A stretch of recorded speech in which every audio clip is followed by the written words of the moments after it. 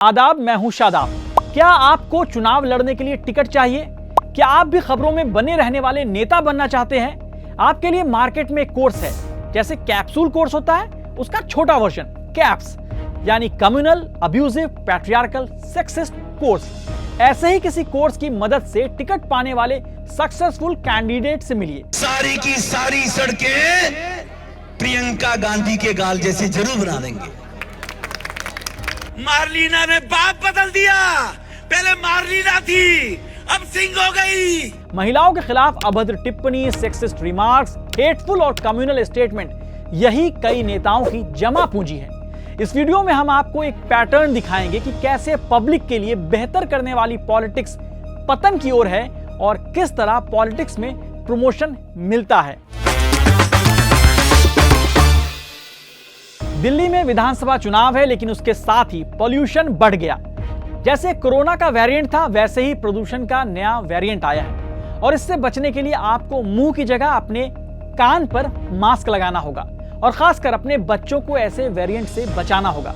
अब आप कहेंगे कि अभी तो वीडियो की शुरुआत में चुनाव में टिकट कैसे मिलेगा ये बता रहा था और अब बोरिंग सा प्रदूषण का टॉपिक क्यों? परेशान मत हो, मैं उस एयर पोल्यूशन की बात नहीं कर रहा जिससे आपको फर्क नहीं पड़ता है। मैं बात कर रहा हूं नेताओं के सेक्सिस्ट रिमार्क और कंट्रोवर्शियल स्टेटमेंट वाले प्रदूषण की। ऐसे फर्क तो आपको इससे भी नहीं पड़ता है। अगर पड़ता तो वोट के लिए हाथ जोड़ने वाले नेता अपने होठों को भी जोड़े रखते और ऑब्जेक्शनेबल कमेंट नहीं करते। अब बात करते हैं अब्यूजिव पॉल्यूशन वेरिएंट की। साल 2014 और 2019 में दक्षिणी दिल्ली से सांसद रहे रमेश बिधूड़ी को बीजेपी ने कालकाजी सीट से अपना उम्मीदवार बनाया है।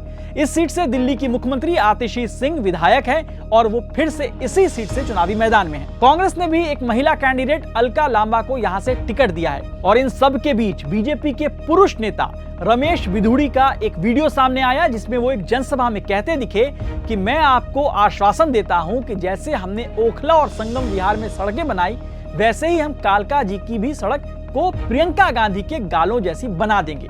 अब रमेश बिधूड़ी यही नहीं रुके, उन्होंने दिल्ली के रोहिणी में आयोजित बीजेपी की परिवर्तन रैली में कह डाला कि दिल्ली की खड़ाऊ मुख्यमंत्री आतिशी ने तो अपना बाप ही बदल लिया, वो मार्लिना से सिंह हो गई। हालांकि जब मामले ने तूल पकड़ा तो रमेश बिधूड़ी ने ट्वीट करके सफाई दी। भारतीय जनता पार्टी ने भी अपने नेताओं को ऐसे बयान देने से बचने के लिए कहा, लेकिन क्या ये काफी है? आपको थोड़ा फ्लैशबैक में ले जाता हूं। बात है साल 2015 की, जब पहली बार रमेश बिधूड़ी सांसद बने थे। तब 5 महिला सांसदों ने लोकसभा अध्यक्ष के पास शिकायत दर्ज कराई थी कि बिधूड़ी ने उनके खिलाफ अपमानजनक और लैंगिक टिप्पणी की है। ये 5 सांसद थी रंजीता रंजन, सुष्मिता देव, सुप्रिया सूले, अर्पिता घोष और पीके श्रीमती टीचर।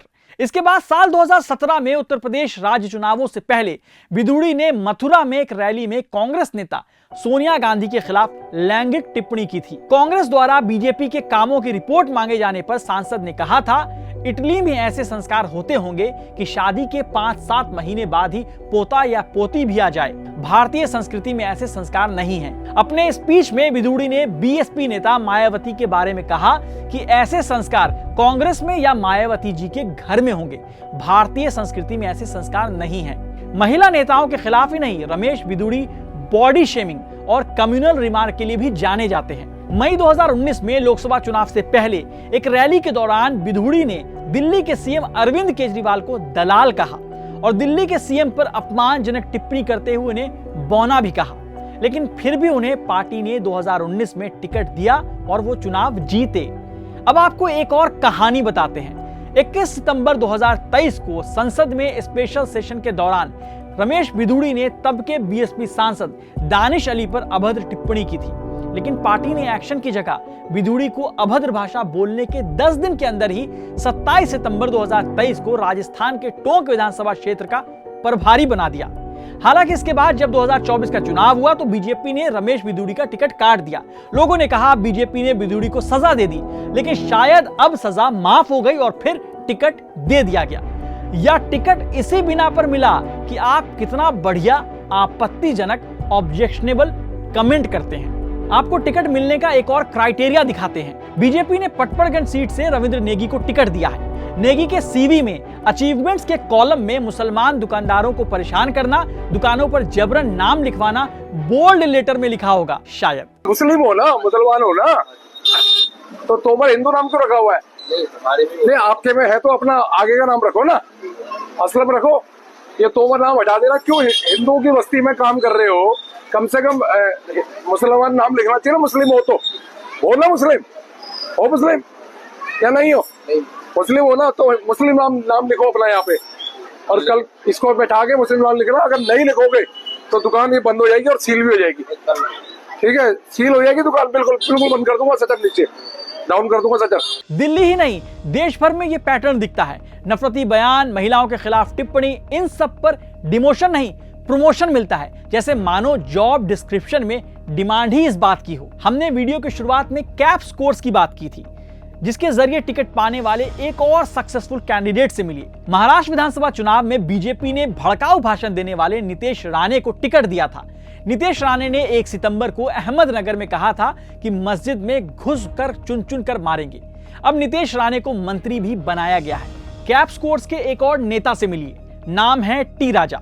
अगस्त 2022 में टी राजा ने मुसलमानों और पैगंबर मोहम्मद सल्लल्लाहु अलैहि वसल्लम के खिलाफ आपत्तिजनक बयान दिया था। जेल भी गए। बीजेपी ने तब टी राजा को सस्पेंड कर दिया था, लेकिन तेलंगाना विधानसभा चुनाव आते ही बीजेपी ने टी राजा की सस्पेंशन को पहले रद्द किया और तुरंत बाद चुनाव में टिकट दे डाला। कैप्स कोर्स के जरिए राजनीति में आगे बढ़ने वाले एक और नेता से मिलिए, नाम है साधना सिंह। यूपी के मुगलसराय से विधायक थी। साल 2019 में एक बार साधना सिंह ने बीएसपी अध्यक्ष मायावती को लेकर अभद्र टिप्पणी की। साधना सिंह ने कहा कि मायावती महिला है या पुरुष। साल 2024 में बीजेपी ने साधना सिंह को राज्यसभा सांसद बना दिया। अब ऐसा नहीं है कि सिर्फ बीजेपी में ही ऐसे नेता हैं। करीब हर पार्टियों के नेताओं ने महिलाओं के खिलाफ अभद्र टिप्पणियां की हैं और करते आ रहे हैं। लेकिन अब इस प्रदूषण को रोकना होगा। भारतीय जनता पार्टी जहां मध्य प्रदेश में मुख्यमंत्री लाडली बहना योजना, महाराष्ट्र में लाड़की बहन योजना, हरियाणा में लाडो लक्ष्मी योजना के सहारे सत्ता में है, उसे समझना होगा महिलाएं सिर्फ 2100 और 1500 रुपए के स्कीम के नाम पर वोट नहीं करती हैं, बल्कि वो सम्मान भी चाहती हैं, बेहतर समाज चाहती हैं। नहीं तो वो भी आपसे पूछेंगी, जनाब ऐसे कैसे।